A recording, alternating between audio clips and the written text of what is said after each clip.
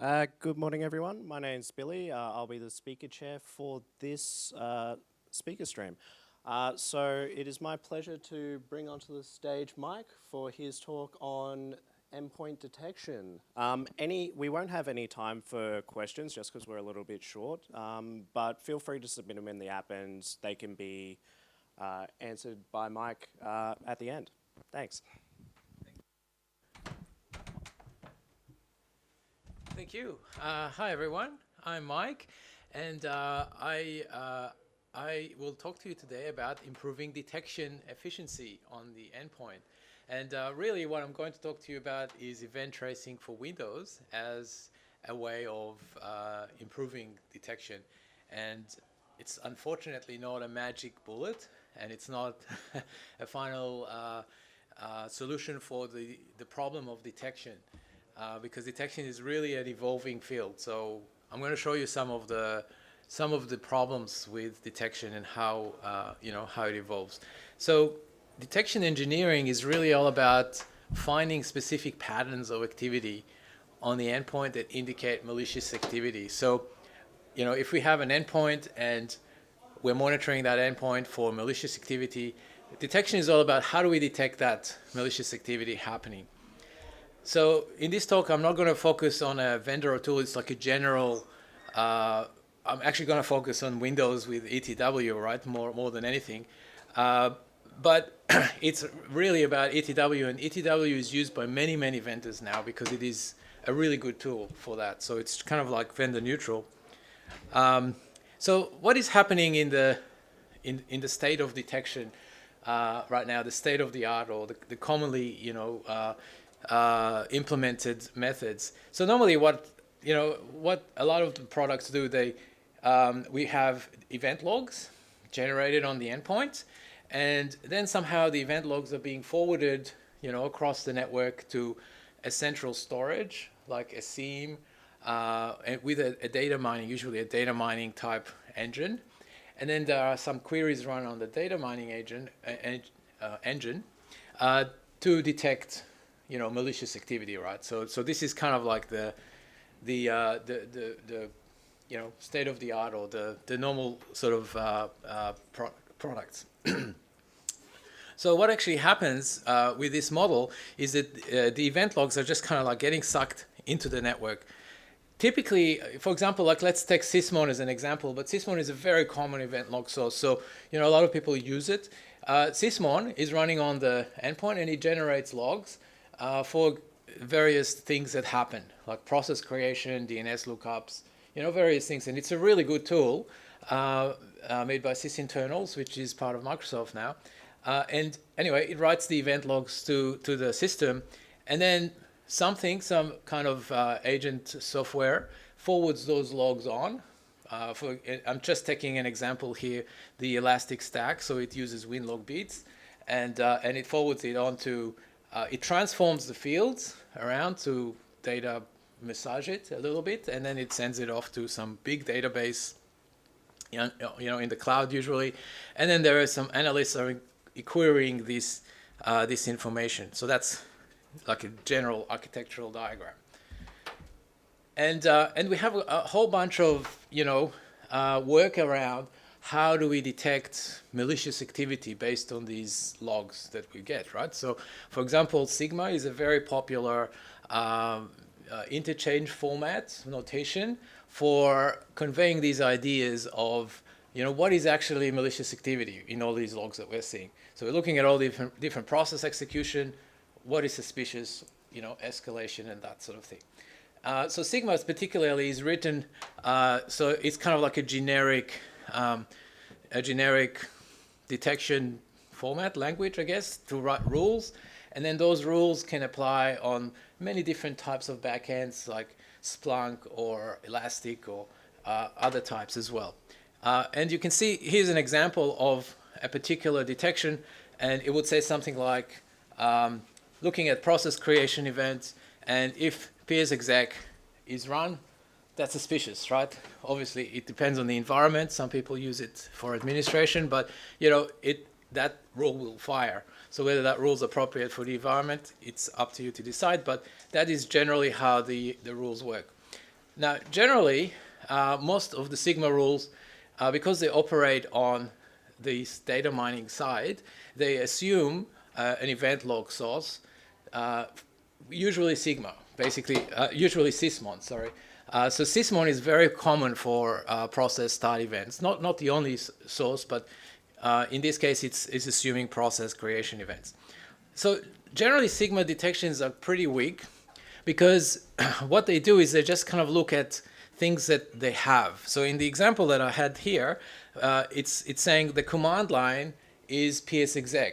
Well, the command line doesn't have to be psexec. It can be anything. You can just rename the file to whatever you want, right? So it's a pretty weak rule because it matches file names, and file names can easily be changed by attackers, right? So these types of rules are pretty easy to defeat and not very robust. And the reason why is because ultimately the reason why that happens is because they can't really figure out more information than what they're given. At the end of the day, all you're given is a process execution event. And Sysmon says, hey, this process ran, that was the name of it, or the name of the binary, and so on. And that's all you've got to work on. So it's not really a limitation in Sigma itself, because Sigma just has, you know, the data that it has to work with. It's just a limitation in the richness and correctness of the data that it's getting. So this is kind of the takeaway from these slides, is that it's not really the technology that's at fault. It's just that it's limited by, you know, what's available. So here's an example of a report, the FIR report, where threat actors are changing the name of the psexec service. It's just a command line option. They just give it -r, and it creates a different name service.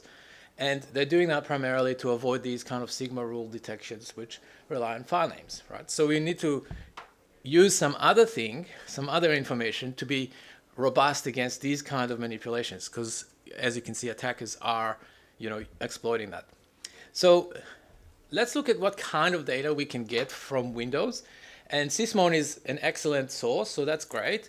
But there's actually quite a lot of other sources of data that Windows can generate for us. So it can generate a large number of logs, right? So we can just start forwarding more and more types of logs, right? So if we forwarded Sysmon, we can forward, you know, process start, we can forward, you know, RDP client logs, RDP server logs, mail logs, the list goes on.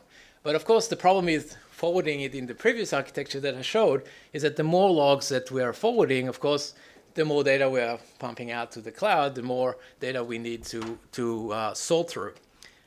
And also, a lot of the logs that would be useful for security, they're not actually specifically geared towards security, so they actually have a lot of events. You know, the log files have lots of different events. So we might need to kind of like say, well, we need these kind of events, but all of these ones are not relevant for security, so we don't care about forwarding them. Then it becomes a question of like trying to pre-filter which event types we want and so forth. So here's an example of, I've just got an example here from the event viewer of an event that would be super useful to know. For example, terminal services, remote connection operational, tells us when someone logged into the box with RDP, right? That's really useful from a security perspective. And a lot of people forward that one, as well as the Sysmon one that I have, you know, opened up the top there as well. So now we're adding more additional types of logs. So Sysmon, I just want to say a few things about Sysmon. Really good. It has lots of types of events, process execution, driver loading, DNS, and so on. It also does some really cool stuff. Not only does it show you process execution, but now it actually looks in the binary itself to tell you things like the original binary name that is stored in the P header of the binary. So if people are leaving off the land binaries and just renaming them, you know, like we've seen before, that doesn't matter. Sysmon will still see that because the original binary name will actually come through in the event. So this is really cool. They're enriching not only just in the information of process execution, they're enriching that with other types of information that they're getting from the endpoint. In this example, getting from the P header the original binary name and signatures and other things like that. So these are all really, really good. And in fact, that sigma rule that I showed before, if we change that, instead of saying command line has psexec, if we said something like original binary name has psexec, that rule becomes much harder because it's harder to subvert, because as long as they're using the same binary, just renaming that is not going to, it's not going to confuse the rule because it's looking at the actual binary. So that's kind of the takeaway from this slide, is that by enriching these processes, these sources of information with other information that can be found in the system, then we get a much better quality signal. Sysmon is an excellent example. So here's an example of a Sysmon event, and you can see the original file name is cmd.exe, right? And you can see that the parent file name, parent command line is psexec, svc, that's the service that started by psexec, and you can build a detection around that to say, hey, psexec is running command shell, that is really bad, I need to look at that, right? So that's already, we can start to write some pretty good rules based on the original file name. That's excellent. So that's really cool. But we want to get better, right? So Sysmon is a good step in the right direction. How do we get better than that? And I'd like to talk to you about event tracing for Windows, because this is really the underlying mechanism that is used in Windows to manage logging of all kinds, right? So it's really like a fundamental part of the operating system. And I just wanted to introduce you to it. You might already know all about it, but I just wanted to talk about that today. Now, the ETW is actually the underlying mechanism that is driving, enabling that event logs to be collected in Windows, right? And it's a really smart system. It's really clever. The idea of ETW, you might imagine that all sorts of software might want to log stuff all the time. But if you allow everything to log everything all the time, system would get really slow, right? Because there's just a lot of logging going on, right? So ETW is a really clever way of mediating that, of enabling some logs and disabling other logs based on how the administrator set it up. So the concept of ETW is that we have a provider. So that's a type of software that would like to generate logs, right? So, based on whatever logs, right? So pretty much many softwares, if not all softwares, have a logging functionality of some sort, right? So there'll be a provider. And then we have a consumer. So the consumer is someone who's interested in listening to these events, right? And then ETW marries the providers with the consumers, right? So that's really the key. If there is no consumer that cares about a provider, nothing happens, free, right? There's no logging going on. So there's no performance penalty at all, right? But so we can essentially, by consuming different providers, we are making the provider generate those logs. They're not generating them otherwise, right? So we are just turning it on and starting to get those event feeds. So this is a really clever system where we can balance visibility with performance, right? Because they're kind of competing in some situations. The more we log, the less performance we have. So this is a really great idea. And it's the kernel and the operating system is really kind of like driving all of this. And in order to listen to a provider, we have something called a session. And a session is just like a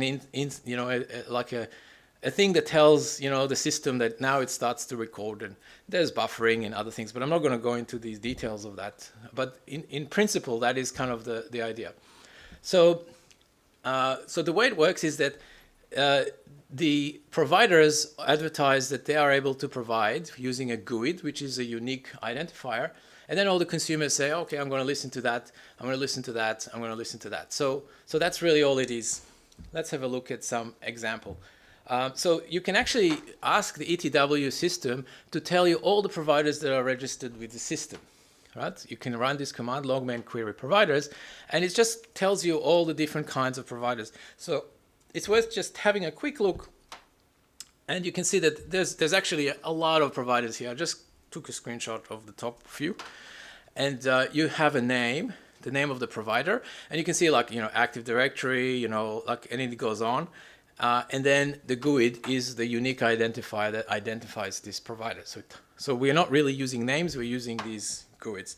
But the GUID is unique for that software, for that piece of software. Now, what providers are available, right? So there's been some efforts to try and document that, because it's something that we need to kind of discover, because, providers can come from Windows and can come from third-party software as well. So, so there are some, GitHub projects trying to document it and trying to understand exactly what events are actually generated and what we can listen to. So there is this, this is actually a link in the slides you can check later. There's a project that just kind of like collects these XML files that tell you. So it's kind of nice to sort of discover what's available and try and look and see how we can use some of these for detection, right?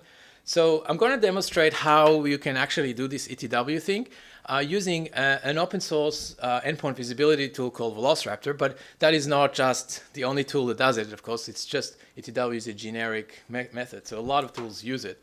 Velociraptor is kind of neat though, because it has something called VQL, which is the Velociraptor query language, so we can enrich those events, right, as well as just forward them, so we have more control over it. And then finally, I have a link here for something called Web Explorer, which is a tool I just discovered recently, which is a GUI tool that allows you to get that information that I showed you before in the XML, but in a much more user-friendly way. So I quite like it. I've got a screenshot here of kind of what it looks like.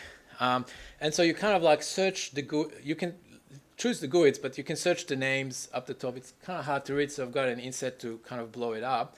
So in this case, I'm looking for anything that has to do with DNS, and it's showing me a couple of providers, DNS client and DiagTrack. And then down here in this window on the bottom, it shows me the type of events that can be generated from this, ETW source. And so I can see, and I've got here another inset to just make the font a little bit bigger. This one is telling me when a query responds for a name. So in other words, that is the source that's telling me when a response comes in. And I can use that for detection because I can say, hey, if someone's doing DNS queries, it might be a beacon or it might be some kind of, malware. So if I just look at that event specifically and just record DNS, that allows me to just essentially stream all the DNS queries, which is really useful for detection. So how do you do that? I've just got a screenshot of Velociraptor here, and I'm just showing you, because it has a query language, it's pretty straightforward. I'm just watching that GUID, which is that GUID I found before, and I'm only looking for that event ID that I showed you before in that screenshot. And it's basically telling me, this on the left, I've got, so the way that event logs work in Windows is that there is a common system kind of structure, which is always the same for all the events. So that's the system part. And then each event has, specific data for this event. So, in this case, it's saying, okay, there was a DNS query for google.com and that came back. That's the answer. So it's good for logging. And I can use Velociraptor to just collect that, right? And just stream that from all the endpoints and then collect all the DNS queries, and then I can use that to, look for CNC or whatever, right? So I can use that for enhanced detection. So that's really great. The next thing I wanted to show you, though, is something that is more than ETW, right? So, we'll go back to our event log that I showed you before, and many people don't know this, but you can disable event logs very simply. What you do is you go to the event viewer, you right-click on the log, and click Disable Log, right? That's not very hard. So if you have a system that forwards event logs, now it's gone blind, right? Because just disable the logs, right? So how does that work? How do we just disable the logs? Well, it turns out that, as I said before, ETW is the mechanism that drives event collections, right? So the event viewer and the event service actually is really doing an ETW, it's really listening to the events with ETW. And what that does is it just enables and disables the providers in the session, right? So we can just disable it, and then we don't get any more logs from there, right? So we can just turn it off.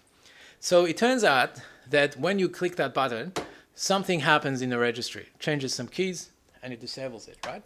So we would like to know if someone disabled it, right? Like that would be kind of important, right? If someone disables, because that's a signal, right? It means that like somebody's messing with the system, right? So, but in this case, we need an additional source of information, right? because obviously apart from the fact that if someone disables syslog, sysmon logging, then we actually can't receive any registry change events anymore, like because the logging is disabled. But we need to know something from the registry now. So there's another source of information that we need to look from. All right. So it turns out that in Velociraptor we can look at registry keys and particular settings of registry keys. And so we can do things like hunt across a whole bunch of systems and say, okay, which systems have this event log enabled, which systems have this event log disabled. And this is just a slide from the workshop we did earlier, where we basically just did a stacking exercise where we went through and counted all the systems that had bits client was disabled, that enables equals 0.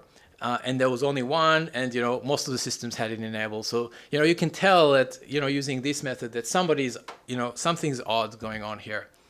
Or you can use sysmon to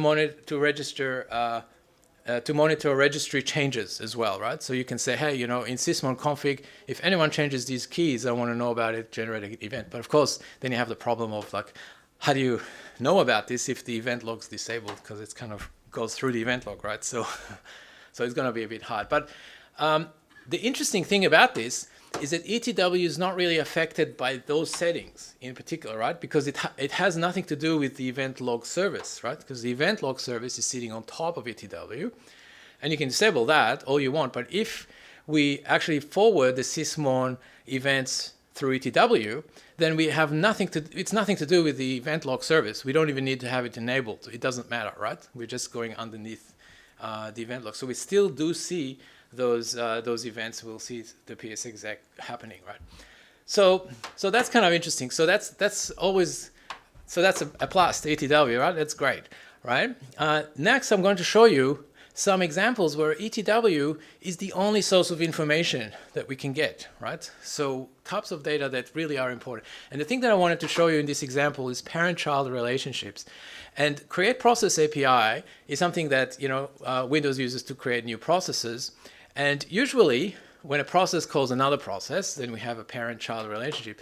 And a lot of detections are written around like these parent-child relationships. Like if this process, like if WinWord starts to run PowerShell, well, that's pretty bad, right? Like something's happening that shouldn't be happening, right? So there's a lot of detection written around these process-child relationship. But I don't know if you guys know, but in Windows, parent-child relationships are very easy to defeat, very easy to spoof. Right, and it comes from the design of the API, and maybe because it was designed in the 90s or whatever, but it's actually pretty easy to defeat this. And I just wanted to show you on the right how I have a blog post that explains it, so you can read that as well. But there is a tool called Select My Parent that helps you test this, just like a little test tool that like you can play with. And I just wanted to point out the date of when the tool was launched, 2009. So it's been around for a long time. And this ability to fake parent-child relationship has been around for a really long time. It's basically built into the operating system, which is surprising. I was surprised about it because it's kind of weird. And here's an example of me using the Select My Parent tool to attach Notepad to sysmon.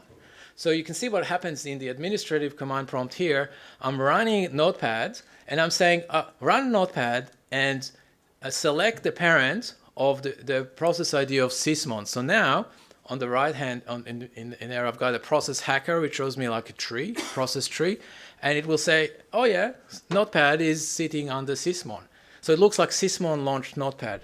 Now sysmon doesn't launch any processes as far as I know, so it's a bit weird. But if you have a security tool, right, that can run PowerShell or whatever, like as part of its function, then if you get a parent-child relationship like this, a lot of people give security tools a lot of leeway, like, oh, they're running encoded PowerShell, but maybe that's okay because, it's a security tool. So it means that it's actually quite difficult to tell that it's malicious because people attach trust to this parent-child relationship, right? But it turns out it's very easy to do this. So if we had sysmon forwarding events, can we detect this? Can we detect this behavior? It turns out no. Sysmon totally says the same thing, right? It says, yeah, look, sysmon.exe launch notepad.exe. So sysmon is not able to see that it's been spoofed at all, right? It just goes by, this thing. So it turns out that it's actually quite this parent process spoofing is pretty low level in the operating system. So a lot of detection points can't really see that. It turns out, yeah, I mean, this is what I mentioned before about it causes problems down the stream of the SOC because you can miss things, and also, certain things are obviously bad and certain things are not so bad. And, our attackers using this, absolutely. Here is a video, a training video. It's on YouTube. You can check it out for Cobalt Strike, which is the most popular attack tool out there, as far as I'm aware. And in that video, they're explaining how we can launch, an attack, and just apparently this parent process spoofing is a built-in feature in Cobalt Strike, so they use it all the time. And this is how they're doing it. You can see that in this video, they are attaching the PowerShell to Explorer.exe instead of to the malware, so the analysts in the SOC can't see that it's coming from the malware. So people are using it, they've been using it for years, it's been around for years, and we still have poor detection for this thing. So it turns out the only way that you can tell, that as far as I know, and I'm happy to be corrected, let me know later, but the only way that we can tell that this spoofing is going on is with an ETW source, which is the Windows kernel process provider. And it's really an indirect way, because what happens in this provider is that it's actually generating an ETW event that says this is the parent and this is the child, but the event itself is coming from a different process, which is very abnormal, because normally the process that calls create process is really the parent, so it should match most of the time. But in this case, it is not matching, and the fact that they don't match indicates that there's a process injection going on. So over here, we have, this is our artifact exchange in Velociraptor. We have a detection written for it, and I just wanted to, this is the VQL, I'm not going to go into too much detail, but after the where keyword, you can see that this is the detection. We're saying where system.id is one which is a process creation event, and the process ID, the system process ID, is not equal to the event data process ID. So in other words, these two fields are not equal. If they're not equal, that's a detection, right? So this is what we are warning about. And so you can see that very clearly once we install this event monitoring. We can see very clearly that Select My Parent has launched Notepad under OneDrive, for example. And so you can see that when you run this detection, you realize there's actually a lot of this stuff going on. For example, UAC elevation works that way. So it looks like it's a process spoofing seems to be a built-in part of the OS, because some parts of the OS actually use it. So you can whitelist these legitimate uses of it. So ETW is awesome, right? So ETW is awesome, right? It's wonderful. How can we're going to use this? Well, not so fast. It turns out that there are actually quite a lot of limitations in ETW. So depending on because the ETW is generated in the running software, so if it's an ETW source that depends on user space code, then it may be possible to disable that. And so if we rely too much on it, that could be a problem. And also the other limitation is that ETW uses these sessions. Now over here I've got a slide from an article about defeating and bypassing ETW solutions. And over here we have all the different kinds of attack paths. It's a really great article. I encourage you to read it, of actually defeating ETW. I mean, and some of them are pretty straightforward. The simplest one that I know is simply resource exhaustion. It turns out that ETW can only support 64 sessions. So all you have to do is just open 64 sessions, and then you can't attach to ETW anymore, right? So you're breaking a core system functionality. You don't even need permissions for that. You can see all the different sessions on the system. This is an artifact, a Velociraptor artifact that you can use to collect it. And you can see some interesting ones here. So for example, I have Sysmon running, and I can see a couple of Sysmon-related ETW sessions. Turns out that Sysmon also monitors for DNS in much the same way as I showed before, and it uses the Sysmon DNS ETW session. Turns out, so this is the same thing using the query ETS. It turns out that I can just turn off the ETW source, right? So here in this example, I just go logman stop, I turn it off, access denied, I become system, and then just turn it off. And that's all right, and that works. So I can actually turn off sysmon at the ETW level as well, but just killing the ETW session that is listening. This is the event log monitoring session. And similarly, all kinds of similar thing. I can kill the DNS one and so on. And sysmon doesn't actually realize that the session's terminated. So so if you just kill the DNS, so it gets DNS events through the ETW. If you kill ETW, then it will continue running happily, just you won't get any DNS events, right? So you won't even realize something's wrong. All right, so over here, yeah, so as I said, it's easier to do it with ETW. The other thing is that ETW can be abused by malware, because you can understand that knowing when something's happening on the system is actually kind of useful for attackers as well, right? So an attacker can use ETW for malicious purposes like keylog strokes and so on. This is an example of a keylog-based ETW keylogger. It turns out that ETW has a metadata ETW source. So in other words, a source in ETW that tells you about ETW itself, right? Which is really cool because it enables us to look for changes in ETW. So for example, we can tell when new sessions are installed and when new sessions are deleted as well. So this is really important for, in this case, sysmon with the DNS ETW source. If someone goes and kills it, like I showed before, this will generate an event like, hey, ETW state changed. So this session was terminated. So we can actually try and look at that. So we can check for presence of ETW sessions and look for detections based on that. Because, you know, if sysmon's running, we expect the DNS one to be running, right? And so on. And then ensure that there are enough available ETW. As I said, there's a limit, and so on. So in conclusion, ETW is a really powerful framework. It's really powerful, and a lot of people are using it now because it gives you visibility into a lot of states that you don't have otherwise.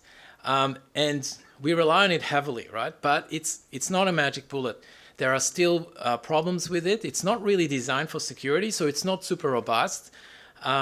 And it's important to understand the limitations of ETW when we use it and evaluate it. But it's really great. It does enhance the detection visibility. And sometimes we can use changes in ETW, like anti-forensic attacks against ETW, as detections. If we are able to detect them, then, you know, it turns out that, you know, we are using them as a detection. And finally, if you wanted to have a play with that, and the slides are actually also available on our docs site here, and you can check out Velociraptor. It's an open source endpoint visibility tool with, you know, all these capabilities. You can go through the exercises I talked about today. And if you have any questions, because we don't have question time today, then we are always on Discord as well, and we'll be around. Matt and I will be around in a conference, and would love to have a chat with you guys. So thank you very much. Thank you.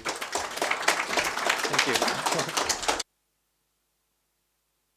I'd just like to thank Mike for that presentation, just with a speaker gift. Thank you so much. We did have one question, and that was whether or not the speaker slides were going to be available, and they are available on the... So this is our documentation site, as I mentioned, and you just go to presentation, AusCERT2022, Velociraptor. Perfect. Thank you very much. Thank you. Give it up for Mike.